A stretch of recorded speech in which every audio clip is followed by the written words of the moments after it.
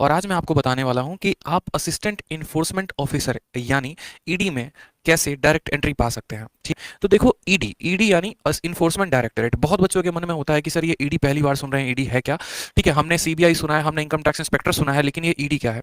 तो देखो यार, सिंपल सी भाषा में अगर हम बात करें तो ईडी एक ऐसी एजेंसी हो गई जो बड़े बड़े मनी लॉन्ड्रिंग केसेस में जो है वो रेड डालती हैं। जैसे इनकम टैक्स के जो डिपार्टमेंट हो गए वो छोटे छोटे केसेस में रेड्स डालते हैं, लेकिन जो ईडी है, इन्फोर्समेंट डायरेक्ट है, वो सीधा बड़े लोगों पर रेड डालते हैं। जैसे बड़े पॉलिटिशियंस हो गए, जैसे हमारे जो दाऊद हो गए। ठीक है, दाऊद जो है वो कौन है? डॉन, जो यहाँ से इंडिया के भाग गए कहीं और पे। तो इनके भाई पे, इनके सिस्टर्स पे या बड़े बड़े पॉलिटिशियंस पे जो रेड डलता है वो ईडी का डलता है। एक एक बात हम इस वीडियो में जानने वाले हैं कि ईडी के लिए आपकी एलिजिबिलिटी क्या होनी चाहिए, किस एग्जाम को देंगे तो आप जो है असिस्टेंट इन्फोर्समेंट ऑफिसर बनेंगे। इसके अलावा यहाँ पर एज लिमिट क्या होगी, पावर क्या होगी, क्या आपको सोशल स्टेटस मिलेगा या नहीं मिलेगा, कितने घंटे आपको काम करने होंगे, पोस्टिंग कहाँ कहाँ पर होगी, सैलरी कितनी होगी। पैसा देख रहे हो, बिल्कुल पैसे की बारिश होने वाली है। तो जल्दी से वीडियो को दोस्तों हर जगह पर शेयर कर दो। ठीक है, बहुत ही वैल्यूएबल बात आप लोग जानने वाले हैं। सबसे पहले बात करते हैं एग्जाम्स के बारे में कि किस एग्जाम के थ्रू सिलेक्शन होगा। फिर उसके बाद हम इस वीडियो में बात करेंगे पावर, फिर बात करेंगे एलिजिबिलिटी, वर्क प्रोफाइल और सैलरी। एक एक पॉइंट पे जानेंगे।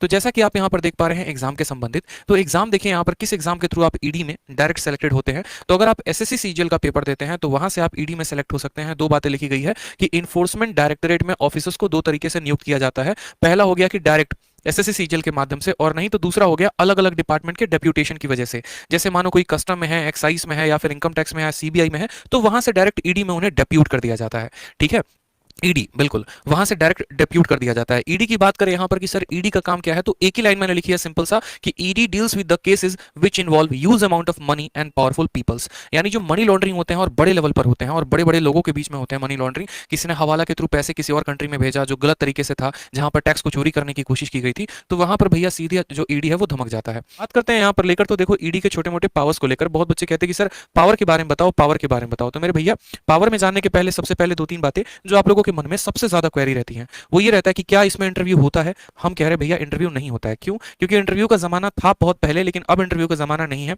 यूपीएससी की जो परीक्षा होती है बस उसी में इंटरव्यू होता है। बाकी एसएससी सीजीएल के किसी भी पोस्ट में कोई भी इंटरव्यू अब नहीं होता है। उसके जगह पर डिस्क्रिप्टिव का पेपर होता है जो 100 नंबर का होता है। ठीक है, वीडियो को आप लोग शेयर करते रहिए और लाइक करते रहिए। देखिए बहुत ही वैल्यूएबल बात हम आपको बता रहे हैं, एक ऐसी बात जिससे मोटिवेशन के साथ साथ आपको थोड़ी जानकारी भी मिलेगी, वैल्यू भी मिलेगी, और लोगों के सामने आप अपने आप को अनपढ़ साबित नहीं करेंगे। आपको पता होगा कि जिस डिपार्टमेंट में जा रहे हैं उसके फायदे क्या है, नुकसान क्या है। तो ये आपके लिए पहले से ही डिसाइड करना आसान होगा कि हाँ मुझे इस पोस्ट के लिए पढ़ना है, इस पोस्ट के लिए नहीं पढ़ना है, ऐसे करके तो उससे आपका लगन और बढ़ेगा। तो अगर आपकी इच्छा का हम इतना सम्मान कर रहे हैं तो आप हमारी वीडियो को और शेयर करिए और लाइक करिए अगर आपको हमारी वीडियो अच्छी लगती है तो। नेक्स्ट बात करते हैं, क्या कोई फिजिकल टेस्ट होता है? तो नहीं दोस्तों, कोई फिजिकल टेस्ट नहीं होता है, लेकिन एक्साइज इंस्पेक्टर के लिए फिजिकल टेस्ट होता है। ईडी के लिए कोई भी फिजिकल टेस्ट की आवश्यकता नहीं होती है। ठीक, नेक्स्ट बात करते हैं, क्या टाइपिंग टेस्ट जरूरी है? नहीं मेरे भाई, टाइपिंग टेस्ट जरूरी नहीं है। दूसरा एक स्टूडेंट पूछ रहा है पीडब्ल्यूडी के बारे में बताइए, तो पीडब्ल्यूडी कैंडिडेट्स के लिए ईडी का जो पोस्ट है वो सुटेबल नहीं है। नेक्स्ट बात करते हैं पावर कितना है। तो देखो खुद सोचो यहाँ पे कि अगर मानो यहाँ पर छोटे मोटे लोगों के लिए जो एक तरीके से छापा है वो किसका पड़ता है? सीबीआई का पड़ता है, इनकम टैक्स का पड़ता है। लेकिन जैसे बड़े लोग हो गए, जैसे मानो कि हम एक तरीके से एग्जांपल ले लेते हैं प्रियंका वाड्रा के पति। ठीक है, जो भी वाड्रा है मुझे उनका नाम ध्यान नहीं है, तो उनके यहाँ भी जैसे ईडी का बार बार छापा पड़ता है। मतलब सोचो कि कांग्रेस इतनी बड़ी पार्टी है, उसके सचिव जो है वो राहुल गांधी है, और उनके घर पर भी ईडी का जो है वो रेड पड़ता है। यानी ईडी छोटो लोगों के घर जो है वो रेड नहीं मारती है। पावर के बारे में आपको थोड़ा और डिटेल में बताऊंगा मैं। इसके अलावा क्या मनी है इसमें? तो बिल्कुल बहुत अच्छा पैसा है, 70,000 से ऊपर आपकी सैलरी है, और इसमें एक स्पेशल इंसेंटिव अलाउंस यानी एसआईए आपको मिलता है, जो कि सिर्फ और सिर्फ एसएससी सीजीएल के पोस्ट में दो पोस्ट में ही मिलते हैं, और वो भी हम आपको डिटेल में बताएंगे। सोशल स्टेटस है कि नहीं है? तो खतरनाक सोशल स्टेटस है, इसकी चिंता आप ना करें। ठीक, नाम सुनते ही लोग समझ जाते हैं कि हाँ भैया अगला बहुत पावरफुल बंदा है और बहुत पहुंच वाला बंदा है। इसके बाद बात करते हैं, कुछ बच्चे कह रहे हैं sir power power power power भी, हाँ बिल्कुल, रॉबर्ट वाड्रा जो भी है। ठीक है, पावर के बारे में तो सबसे पहले मैं आपको अभी रिसेंट के आर्टिकल्स दिखा रहा हूँ।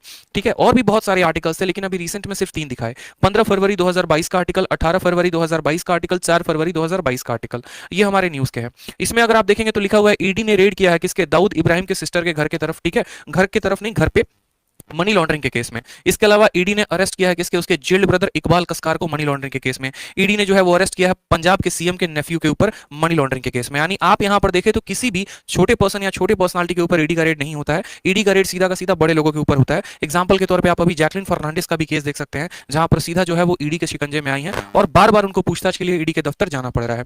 बड़े बड़े स्टेट्स हो गए, उनके सीएम्स हो गए, अलग अलग पॉलिटिकल पार्टीज हो गए, जिनके बड़े लीडर्स हो गए, ईडी का रेड सीधा उनके ऊपर पड़ता है। और ईडी का रेड अगर यूं समझ लो, ईडी का रेड पड़ा है तो कम से कम 100 करोड़, 150 करोड़, 200 करोड़ से ऊपर का मामला होगा।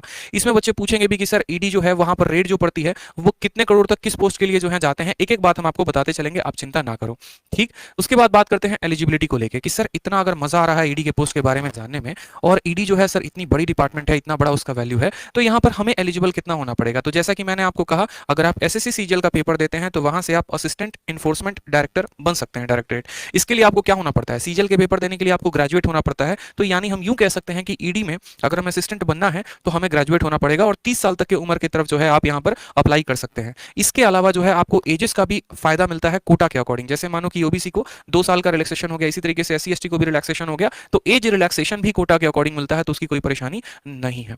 नेक्स्ट बात करते हैं वर्क प्रोफाइल को लेकर, जहां पर सबसे बेसिक इंटरेस्ट आता है कि सर ईडी कह रहे हो आप, बार बार रेड वाले टर्म्स यूज कर रहे हो, क्या हमेशा हमें फील्ड जॉब ही करना पड़ेगा या इसमें डेस्क जॉब भी है? अगर मुझे यूपीएससी की प्रिपरेशन करनी है तो क्या मेरे लिए ईडी का पोस्ट सिलेक्शन सही रहेगा? 100 तरह के मेरे भाइयों के बीच में डाउट आता है, सर मैं एक लड़की हूं, क्या मेरे लिए ईडी का जो पोस्ट है वो सही रहेगा? सब बताऊंगा मैं आपको एक एक बात करके, समझिएगा। तो ईडी जो है वो ग्रुप बी ऑफिसर पोस्ट है। एसएससी सीजीएल में जितने भी पोस्ट होते हैं वो या तो ग्रुप बी होते हैं, नहीं तो सी होते हैं। ग्रुप ए कोई भी नहीं होता। ग्रुप ए पोस्ट जो होता है वो यूपीएससी में सीधा का सीधा होता है। ठीक है, ग्रुप बी पोस्ट की जो सैलरी होती है वो 4600 ग्रेड पे होती है। ग्रेड पे आप टर्म धीरे धीरे समझेंगे, डायरेक्ट सैलरी की यहाँ बात नहीं की जाती है, क्योंकि हमारे जो इंडिया है, ठीक है, हमारे जो गवर्नमेंट जॉब है उनमें ग्रेड पे डिसाइड होता है। उस ग्रेड पे के अकॉर्डिंग आपको एक सैलरी मिलती है, फिर उस पर अलग अलग अलाउंस मिलते हैं। ठीक, जैसे आपको हाउस रेंट अलाउंस मिल गया, डेरेंस अलाउंस महंगाई भत्ता हो गया, वो भी अलाउंस जो होता है वो अलग अलग सिटीज पर होता है। जैसे एक्स सिटीज में अलग है, वाई सिटीज में अलग है, जेड सिटीज में अलग है। तो गवर्नमेंट पेमेंट का स्ट्रक्चर ऐसे डिसाइड करती है कि हमने तुम्हारा ग्रॉस सैलरी इतना रख दिया, उसके ऊपर एचआरए लगाया, उसके ऊपर डीए लगाया, उसके ऊपर 100 तरह की बातें लगाई, फिर उसके बाद आपका पैसा अलग अलग स्कीम्स में भी कटता है। जैसे आपके नाम से एलआईसी है,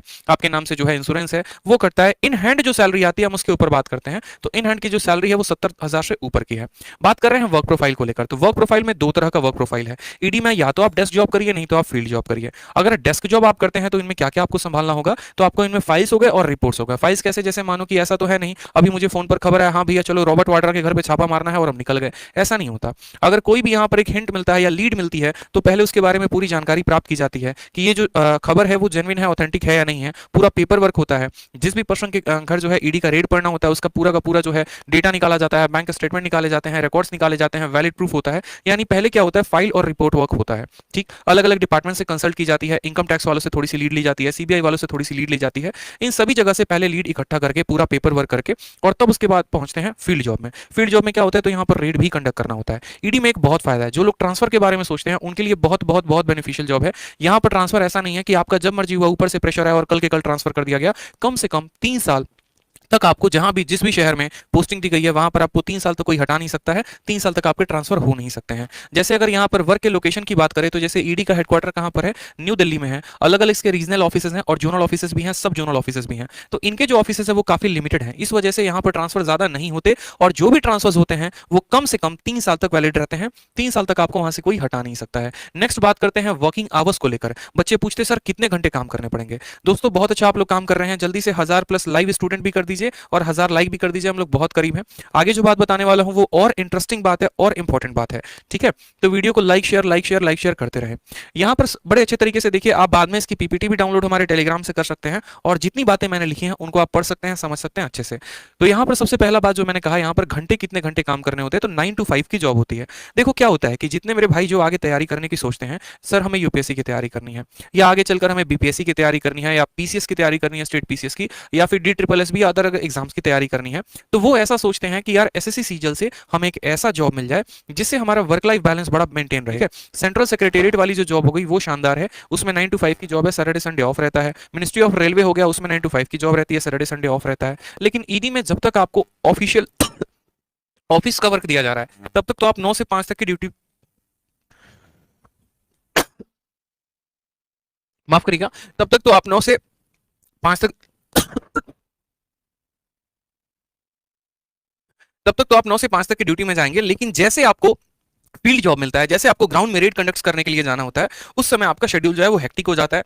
हो सकता है वो रेड रात में मारने जा रहे हो सकता है वो रेड जो है आप दिन में कंडक्ट करने जा रहे हो, सैटरडे को भी हो सकता है, संडे को भी हो सकता है। तो उसमें आपको सीनियर को असिस्ट करना पड़ता है इसमें, और उसकी कोई टाइमिंग नहीं होती है। नेक्स्ट बात करते हैं यहाँ ट्रांसफर को लेकर। तो ट्रांसफर के बारे में मैंने पूरा बात बताया यहाँ पे कि जनरली जो ट्रांसफर डन होते हैं वो दो सर्कमस्टांसेस में होते हैं।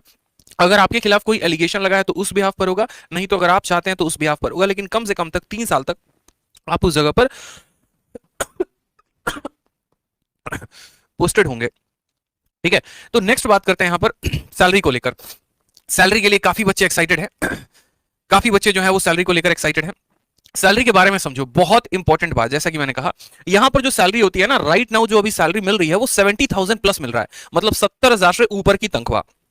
ठीक है। और ये जो है इतना आपके हाथ में आएगा कट छटकर, जो कि प्रोविडेंट फंड और अलग अलग स्कीम्स होते हैं उसमें कट छटकर आपके हाथ में स्पेशली अभी 70,000 प्लस आ रहा है। ठीक, यानी अगर 3 महीने की सैलरी अगर हम काउंट करें तो 2,10,000 रुपए आराम से लाखों रुपए में खेलोगे। इसमें जो इंपॉर्टेंट पॉइंट है वो है SIA, स्पेशल इंसेंटिव अलाउंस, जो कि 20% मिलता है। और ये 20% किसका होता है, तो आपके ग्रॉस सैलरी का, जो मतलब आपका एक तरीके से रॉ सैलरी है उसका 20%, 8,980 रुपए। और ये SIA किस में मिलता है, तो special incentive allowance is only for CBI and enforcement directorate, ED। क्यों इसी दो पोस्ट में मिलता है, क्योंकि ये दो पोस्ट होते हैं थोड़े से रिस्की होते हैं। जैसे कि मैंने आपको CBI में ही बताया था कि CBI में 12 महीने की जगह पर 13 महीने की सैलरी मिलती है। ठीक, बाकी सभी जॉब्स में 12 महीने की सैलरी मिलेगी, लेकिन CBI में 13 महीने की मिलती है। और SIA भी मिलता है। उसी तरीके से आपको जो ED हो गया दोस्तों, इस ED में भी आपको जो है स्पेशल अलाउंस मिलता है, ध्यान रखेंगे। ठीक है, तो ये थोड़ा सा आपकी सैलरी को और बढ़ा देता है बाकी पोस्ट की तुलना में।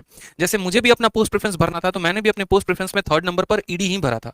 फर्स्ट और सेकंड आपको तब बताएंगे और हम आपको लाइव प्रूफ भी तब दिखाएंगे जब हमारा सीधा का सीधा मेरिट लिस्ट रिजल्ट आ जाएगा। ठीक है, CGL 2019 का भी रिजल्ट पेंडिंग है, आ रहा है। जैसे रिजल्ट आएगा हम आपको अपना पोस्ट प्रेफरेंस फॉर्म भी दिखाएंगे। तो ED जो होता है वो काफी अच्छा तरीके से जो है बढ़िया जॉब हो जाता है। इसके पर्क्स के बारे में बात करें कि सर क्या क्या फायदे हैं, ED में जॉब करने के क्या क्या फायदे हैं, हमें क्या क्या बेनिफिट मिल सकता है। तो advantages of SSC CGL assistant enforcement officer यानी AUA के AEO के डेजिग्नेशन पर अगर आप लगते हैं तो इसके क्या क्या एडवांटेजेस हो सकते हैं। सबसे पहली बात, आपको बड़े बड़े शहरों में काम करने का मौका मिलेगा। क्यों, क्योंकि जो ED है वो बहुत बड़ी डिपार्टमेंट है और ये छोटे छोटे शहरों में तैनात नहीं होते। एग्जाम्पल के तौर पर जैसे बिहार का मानो चंपारण हो गया या ये सब हो गया, इन जगहों पर आपको डिप्यूटेशन नहीं मिलेगा, कुछ बड़ी सिटीज में ही मिलेगा, जैसे मुंबई हो गया, दिल्ली हो गया, कोलकाता हो गया, बैंगलोर हो गया। तो यहाँ पर बड़े शहरों में जो है आपको काम करने का मौका मिलता है। दूसरी बात, transfer takes place only after 3 years। चाहे आपके ऊपर एलिगेशन लगा है या फिर आपका खुद का भी इच्छा है, तो कम से कम 3 साल के बाद ही आपका ट्रांसफर किया जा सकता है। जिस जगह पर आपकी पोस्टिंग हो गई उस जगह पर आपको 3 साल तक मेंटेन रखा जाता है इस जॉब में। नेक्स्ट बात करते हैं यहाँ पर, तो large amount of money dealing per day. यहाँ पर आप 100 रुपया 200 रुपया का बात नहीं करते हो, 1,000 लाख की भी बात नहीं करते हो, सीधी जो बात होती है वो करोड़ों में होती है और कई करोड़ में होती है। 100 करोड़, 200 करोड़, 300 करोड़, इतने इतने के रेट्स के अमाउंट्स होते हैं और उनमें हम डील कर रहे होते हैं चीजों को लेकर। नेक्स्ट बात करें यहाँ पर, तो पावर बहुत ज्यादा होती है। अगर हम ED को कंपेयर करें, ED हो गया, इनकम टैक्स इंस्पेक्टर हो गया, CBI हो गया, तो तीनों में जो सबसे पावरफुल है वो हमारा ED है। ठीक है। नेक्स्ट बात करते हैं यहाँ पर, respect in society on promotion very good. इसमें प्रमोशन के भी चांसेस बहुत अच्छे होते हैं। शुरू के जो प्रमोशंस होते हैं वो 3 सालों में होते हैं। एक एक बात यहाँ पे समझिएगा, जैसे आपके प्रमोशंस हो गए। अब प्रमोशंस में क्या क्या होता है, तो आप यहाँ सबसे निचले पोस्ट से डेप्यूट होते हैं, असिस्टेंट, सॉरी, हाँ ठीक है, असिस्टेंट डायरेक्टर नहीं, असिस्टेंट हो गए आप। ठीक है, असिस्टेंट इन्फोर्समेंट हो गए, फिर वहां से आप असिस्टेंट डायरेक्टर में जाते हैं, फिर डेप्यूटी डायरेक्टर, फिर joint director, additional director, special director और डायरेक्टरेट ऑफ इन्फोर्समेंट। यहाँ जो प्रमोशन है वो नीचे से लेके ऊपर तक है। ठीक है, पहला जो प्रमोशन होता है वो 3 सालों में होता है और उसके बाद दूसरा प्रमोशन भी 3 सालों में, लेकिन उसके बाद के जितने भी प्रमोशन हो गए वो 8 से 9 साल तक लग जाते हैं, इतना समय लगता है। और यहाँ पर ऐसा नहीं है कि जैसे मानो कि कोई असिस्टेंट है इन्फोर्समेंट डायरेक्ट में और उसने जाकर सीधा का सीधा 100 करोड़ का कोई रेड है या 200 करोड़ का रेड है तो उनमें पार्टिसिपेट करना है, ऐसा नहीं है। हर पोस्ट के लिए जो है यहाँ पर डिसाइडेड है। ठीक है, जैसे अगर आप बात करेंगे असिस्टेंट डायरेक्टर ऑफ इन्फोर्समेंट के, तो उनके अंडर में जो कंट्रोल होता है 1 करोड़ से कम के जितने भी रोड हो गए ये कंडक्ट करते हैं। उसी तरीके से 1 करोड़ के 2 करोड़ के बीच में इन ऑफिसर्स का होना जरूरी है, 2 से 5 करोड़ के बीच में इन ऑफिसर्स का होना जरूरी है। और अगर वो रेड सीधा 10 करोड़ से ऊपर होता है तो उनमें हमारे सीधे जो है वो डायरेक्टर ऑफ इन्फोर्समेंट यानी जो डायरेक्टर हो गए वो सीधे के सीधे पार्टिसिपेट करते हैं। तो इनमें भी बहुत सारी बातें जो होती हैं वो ध्यान रखना पड़ता है। एक प्रॉपर ऑर्गेनाइजेशन, एक प्रॉपर सिस्टम है जिसके तहत आप काम करते हैं। ठीक है। चलिए, तो कैसा लगा आपको ED के बारे में, बताइए जल्दी से।